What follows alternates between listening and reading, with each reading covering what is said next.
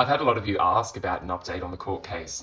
Now, whilst it didn't go exactly as I had hoped, I need to start by saying whilst the death threat was made to me and I reported it to the police were prosecuting this or charging this person on my behalf.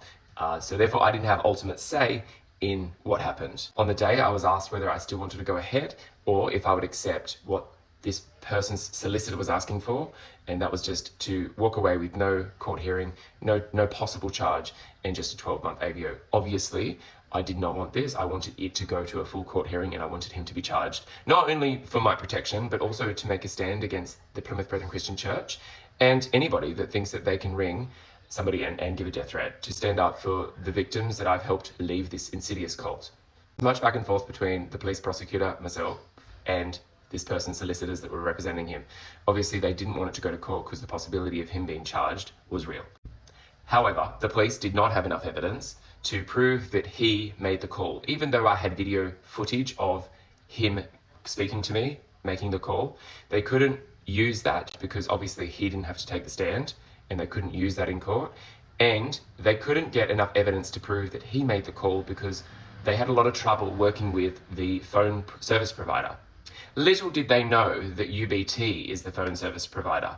Obviously, UBT is Brethren run, is run by the cult. UBT we heard about earlier last year, where they were raided by the ATO. It was not only frustrating for me, but I can imagine how confusing it was for the police when they were trying to get the evidence, get a written statement that this is this person's phone and he made the call. All they could get was, he owns the phone, he didn't make the call. They couldn't attest to that. And obviously UBT didn't because, well, he's part of the same cult. The police then settled for a 2.5-year AVO against the Plymouth Brethren Christian Church member. I asked for a 100-year AVO, but obviously they couldn't do that. It was great in showcasing how the cult protects their own, and it most certainly sent a message to them that, don't fuck with me, I'll take it all the way.